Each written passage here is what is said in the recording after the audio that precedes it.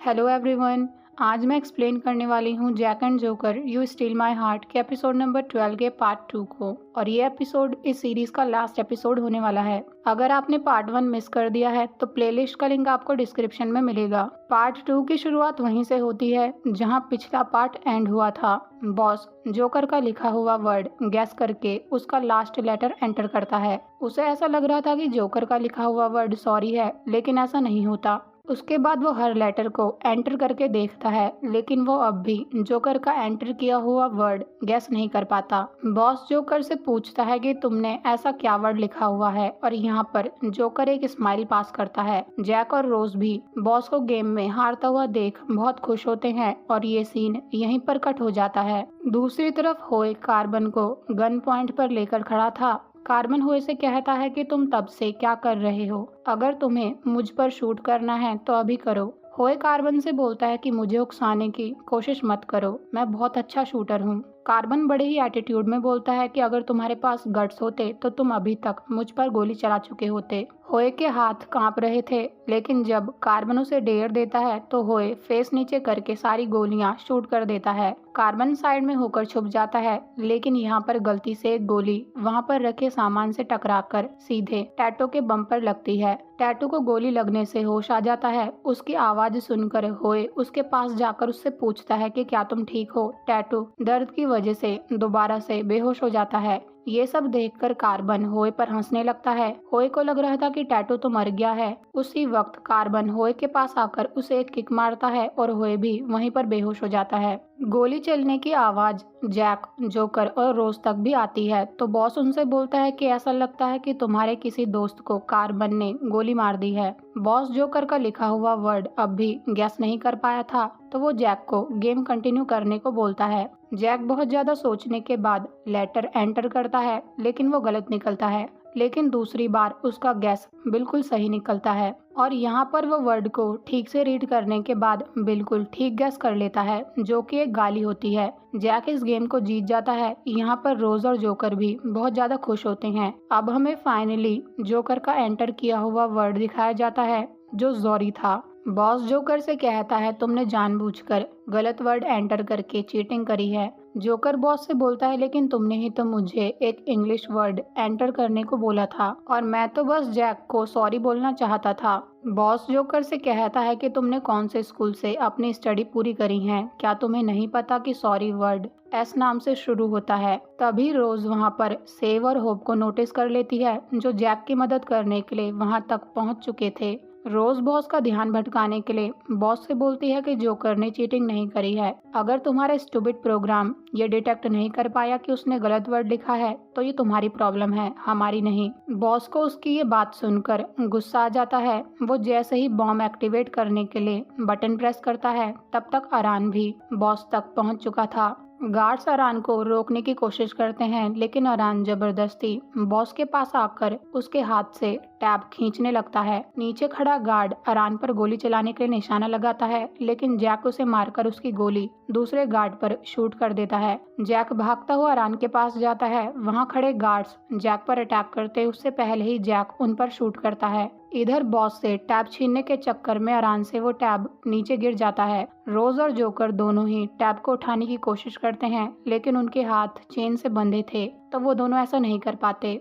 Aran Jack से बोलता है जल्दी जाकर नीचे से टैब पिक करो। वो अपने डैड को नीचे जाने से रोकता है, लेकिन बॉस अरान को किक मारकर नीचे जाने लगता है। तब तक वहाँ होप आकर उस टैब को उठा लेता है। वो टैब से बॉम्ब डीएक्टिवेट करने की कोशिश करता है, लेकिन तभी पीछे से वहाँ कार्बन की एंट्री होती है। सेव होप से बोलता है कि तुम कैसे भी करके इसे फिक्स करो, मैं कार्बन को देख लूंगा। कार्बन उन सबसे बोलता है कि मैं तुम सबको जान से मार दूंगा। और यहाँ पर दोबारा से सेव और कार्बन के बीच एक छोटी सी फाइट दिखाई जाती है, जहाँ कार्बन सेव का हाथ तोड़ देता है। होप काम पर ध्यान देने की पूरी कोशिश करता है, लेकिन जब वो अपने बॉयफ्रेंड सेव को ऐसा पिटते देखता है तो जाकर सीधे कार्बन को जोर की किक मारता है। वो कार्बन को 3-4 पंच लगाता है, लेकिन कार्बन खड़े होकर होप को जोर के किक मारता है और होप वहीं पर बेहोश हो जाता है। सेफ के हाथ में बहुत ज्यादा दर्द हो रहा था। कार्बन आकर उस टैब को उठा लेता है। वो जैसे ही बॉम्ब एक्टिवेट करने की कोशिश करता है, जैक उसे गन पॉइंट पर ले लेता है।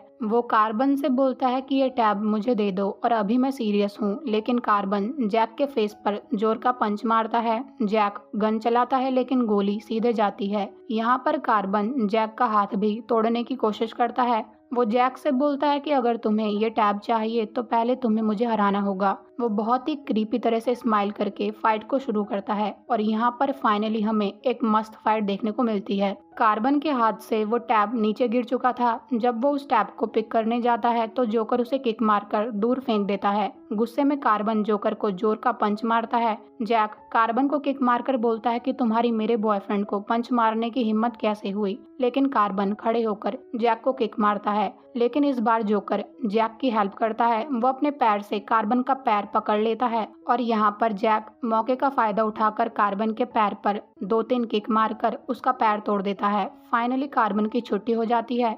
रोज जैक और जोकर के लिए क्लैप करती है। वो दोनों बहुत ज्यादा खुश हो रहे थे, लेकिन तब तक बॉस टैब को पिक करने वहां पहुंच चुका था। वो जैक से पूछता है कि तुम मरने से पहले कुछ बोलना चाहते हो। ये सुनकर जैक जोकर को हक कर लेता है। जोकर जैक से कहता है कि तुम मेरे साथ यहीं मारे जाओगे, इसलिए यहाँ से भागो। लेकिन जैक उससे बोलता है कि मैं तुम्हें छोड़कर कहीं नहीं जाने वाला हूँ। वो दोनों दुखी थे, लेकिन जोकर जैक से बोलता है कि तुम मुझे आखिरी बार अपने आप से माफी तो मांगने दो, लेकिन इस बार तुम्हें मुझे माफ करना होगा। जैक स्माइल करके जोकर से कहता है कि अब ये सब मैटर नहीं करता। बॉस उन दोनों से कहता है कि अगर तुम एक दूसरे से इतना ही प्यार करते हो तो साथ में मरो। जैक जोकर से कहता है कि मुझे तो बस इस बात का डर है कि अब मैं तुम्हें दोबारा से किस नहीं कर पाऊंगा। उसके बाद वो दोनों आगे बढ़कर एक दूसरे को किस करते हैं। बॉस जैसे ही बॉम्ब को एक्टिवेट करने का बटन प्रेस करता है, लेकिन बॉम्ब एक्सप्लोड नहीं होता। तभी उस फैक्ट्री में मिस नांग की आवाज आती है, जो बोलती है कि बॉस ने चीटिंग करी है, इसलिए उसका ऑटोमेटिक डिस्क्वालिफिकेशन होता है।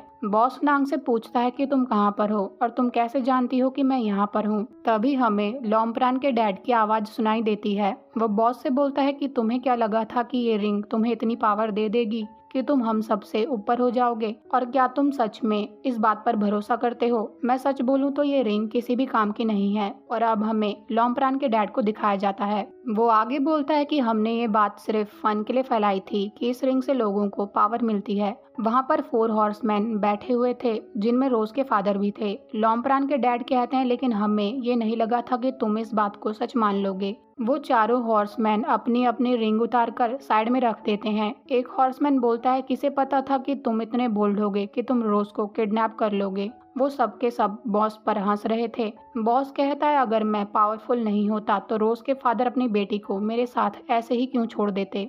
यहाँ पर रोज को कुछ भी समझ नहीं आ रहा था। अब फाइनली रोज के फादर अपना मुंह खोलकर बोलते हैं, क्योंकि मैं जानता था कि मेरी बेटी सेफ रहेगी, इसलिए मैंने ऐसा किया। हमें उस टाइम का सीन भी दिखाया जाता है जब रोज के घर में रिंग की चोरी हुई थी। रोज के फादर एक आदमी से बोलते हैं कि सब कुछ प्लान के अनुसार चल रहा है, और जिस आदमी को होप ने कंट्रोल रूम में एंटर करते वक्त सबसे पहले गला दबाकर बेहोश किया था, वो रोज के फादर का भेजा हुआ आदमी ही था, जिसका काम कंट्रोल रूम में बैठकर बॉम्ब डीएक्टिवेट करना था। प्रेजेंट में वो सब बॉस पर हंस रहे थे। वहाँ बैठी लेडी बॉस से बोलती है, क्या तुम्हें पता है चीटिंग की क्या पनिशमेंट है? मिस नांग भी उन सब के साथ थी। वो बॉस से बोलती है, 4 हॉर्समैन के गेम में जो चीटिंग करता है उसकी पेनल्टी होती है कि उसका इस सोसाइटी से सारा नामो निशान मिटा दिया जाता है, उसकी सारी संपत्ति जब्त कर ली जाती है और उसे सोसाइटी में दोबारा से 0 से शुरुआत करनी होती है। बॉस इस पनिशमेंट को सुनकर टूटकर वहीं पर बैठ जाता है। वो नांग से बोलता है, क्या तुम इन सब पर गुस्सा नहीं हो? इन्होंने हमारे पेरेंट्स की लाइफ को बर्बाद कर दिया था, जिस वजह से हमारे पेरेंट्स ने सुसाइड कर लिया और हम अनाथ हो गए।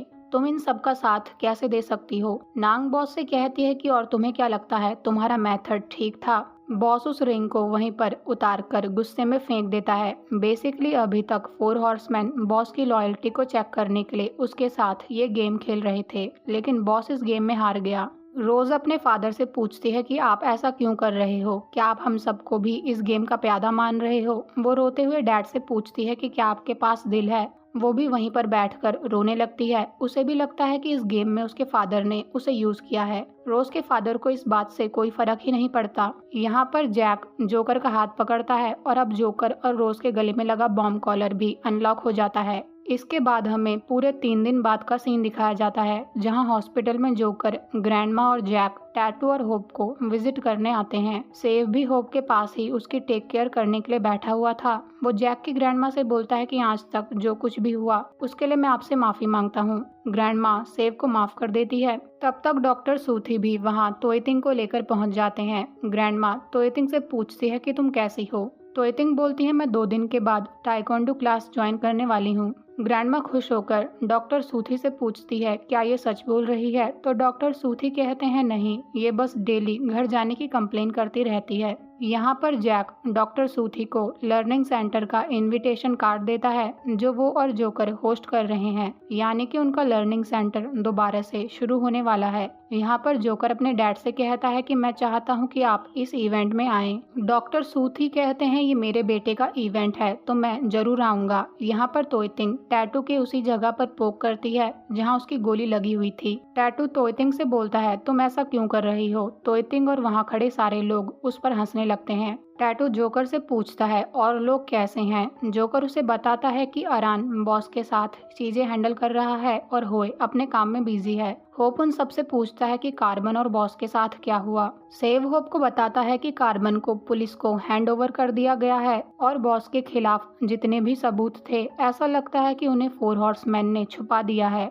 इसलिए इस केस में पुलिस उसका कुछ नहीं बिगाड़ पाई, लेकिन बॉस को अपने कर्मों का फल मिलेगा। ग्रैंडमा उन सब के लिए चीव डम्पलिंग्स लेकर आई थी। वो उन सबको वो डम्पलिंग्स खाने के लिए देती है। इधर सुफानिमित में हमें बॉस को दिखाया जाता है, जहां बॉस एक छोटे से कमरे में फोल्डिंग पर लेटा हुआ था। उसके हाथ में अभी भी अपनी वाइफ मोराकोत का वही नेकलेस था। वो उस नेकलेस को किस करके अपनी वाइफ को याद करता है। तब तक अरान भी वहाँ खाना लेकर आ गया था। बॉस अपना फेस साइड में कर लेता है तो अरान बॉस से बोलता है कि मैं भी इस नेकलेस से उतना ही प्यार करता हूँ जितना आप करते हो, लेकिन अब हमें इसे सेल करना होगा। इसे सेल करके जितने भी पैसे मिलेंगे आप उनसे इंटरेस्ट पे कर देना, और अगर आप सही काम करना चाहते हैं तो अभी से शुरू करो, और आप अपनी दवाइयाँ लेना मत भूलना। ये बोलकर वो वहाँ से चला जाता है। अरान के वहाँ से जाने के बाद बॉस हिम्मत करके अपने पिलो के नीचे और टेबल पर रखे दवाइयाँ सारी की सारी एक साथ ही खा लेता है। वो किसी भी तरह अपनी वाइफ के पास जाना चाहता था, जो अब इस दुनिया में नहीं है। वो बेड पर ही तड़पने लगता है कि तभी उसके पैर से वो दवाई का डब्बा गिर जाता है और सीधे जाकर एक लेडी के पैरों के सामने आता है। बॉस अपने हाथ में मोराकोत का नेकलेस देखता है तो वो वहाँ पर नहीं था। वो खड़े होकर फाइनली मोराकोत तक पहुंच जाता है, जहां मोराकोत के गले में वो नेकलेस था। वो अपनी वाइफ को देखकर उसे हक करके बोलता है, तुम जानती हो मैंने तुम्हें कितना मिस किया, तुम मुझे अपने साथ ले जाओ। इस टाइम तक तुम्हें मुझ पर प्राउड था। तो मोराकोत बोलती है, इसलिए तुमने उनके ड्रीम चुरा लिए। बॉस अपनी वाइफ से बोलता है कि सिर्फ मेरी मौत ही इन सब का भुगतान कर सकती है, इसलिए तुम मुझे अपने साथ ले जाओ। मोराकोत बॉस को समझाती है कि डेथ कुछ भी ठीक नहीं कर सकती है, लेकिन अगर तुम जिंदा रहोगे तो लाइफ तुम्हें एक मौका देगी चीजों को ठीक करने का। वो बॉस के हाथ को छोड़कर वहाँ से चली जाती है और बॉस रोने लगता है। असल में ये सब बॉस का विजन था, जिसमें वो अपनी वाइफ से मिल रहा था। रूम में अरान अपने डैड को मरने की हालत में देखकर लोगों की मदद मांगता है और हम बॉस के हाथ में अब भी मोराकोत का वही नेकलेस देखते हैं। अगले सीन में हम रात को सुपानिमित में जोकर, जैक, टैटू, होए और अरान को साथ में बैठा हुआ देखते हैं, जहां तोयतिंग के फादर उनके लिए ड्रिंक सर्व करते हैं। होए अरान से पूछता है कि तुम्हारे डैड कैसे हैं, तो अरान उससे कहता है कि ये अच्छा हुआ कि हम उन्हें हॉस्पिटल टाइम से ले गए। अरान टैटू से कहता है कि मैंने सुना है कि 4 हॉर्समैन ने सुपानिमित के लिए एक नया बॉस चूज किया है। होए ये बात सुनकर कहता है, सच में? क्या अब हमें यहाँ से बैकपैक करके भागना चाहिए? जैक और जोकर स्माइल करते हुए उनकी बात सुन रहे थे। होए अरान से बोलता है कि अगर नया बॉस भी तुम्हारे डैड की तरह हुआ तो हम सब गए। टैटू होए से कहता है कि अगर हम यहाँ से चले गए तो विलेजर्स का क्या होगा, और नया बॉस भी पुराने वाले की तरह बुरा निकला तो देखो, मुझे तो उसका नाम लेते ही गूज बम्स हो रहे हैं। अरान टैटू की तरफ देखकर गंदा सा फेस बनाता है तो टैटू अपने मुंह को बंद करके कहता है, सॉरी, मैं तो भूल ही गया था कि वो तुम्हारे डैड हैं। उन सबको विलेजर्स की चिंता होने लगती है तो होए बोलता है, मैं तो सुपाने में छोड़कर कहीं नहीं जा रहा हूँ। अरान बोलता है मैं तो जा ही नहीं सकता क्योंकि मेरे डैड बीमार हैं। टैटू अरान से बोलता है कि अगर तुम नहीं जा रहे तो मैं भी यहीं रुक जाता हूँ। जब मेरा कोई फ्रेंड जा ही नहीं रहा है तो मैं अकेले जाकर क्या ही करने वाला हूँ। वो सब चीयर्स करते हैं तो जोकर उन सबसे कहता है वैसे तुम सबके सब बहुत काइंड हो गए हो। जैक उन सबसे कहता है तुम्हें नए बॉस के बारे में चिंता करने की जरूरत नहीं है, वो ऐसा इंसान भी हो सकता है जिसे तुम पहले कभी मिले हो। ये सुनने के बाद होए अरान से पूछता है कहीं वो तुम तो नहीं। अरान कहता है नहीं वो मैं नहीं हूँ। अगली सुबह हमें सुपानिमित के नए बॉस का फेस दिखाया जाता है जो सेव होता है। होप सेव के क्लोज आकर बोलता है बॉस क्या आप रेडी हो। सेव होप से कहता है क्या मैं दोबारा से स्क्रिप्ट की रिहर्सल कर सकता हूँ। होप सेव से बोलता है मेरे बॉयफ्रेंड को ऐसा करने की जरूरत नहीं है। इसके बाद जोकर सुपानिमित के सारे लोगों से बोलता है कि आज हम सबके सामने सुपानिमित के नए बॉस का वेलकम करते हैं। सेव इतना ज्यादा नर्वस था कि वो सबके सामने अपने आप को इंट्रोड्यूस करने के बाद इतनी सारी गलतियां करता है कि लोग उस पर हंसने लगते हैं। वो सुपानिमित को सुपामिनित भी बोल देता है। उसकी ऐसी स्पीच सुनकर टैटू तो अरान के ऊपर गिरकर बोलता है क्या ये आज ये स्पीच ठीक से पूरी कर पाएगा। वो रिबन कट करके लर्निंग सेंटर का इनॉग्रेशन भी करता है। उसकी स्पीच इतनी छोटी थी कि जोकर को अपने कानों पर भरोसा ही नहीं हो पाता। उसके बाद जोकर लर्निंग सेंटर के डायरेक्टर का स्टेज पर वेलकम करता है जो जैक था। सब जैक के लिए तालियां बजाते हैं।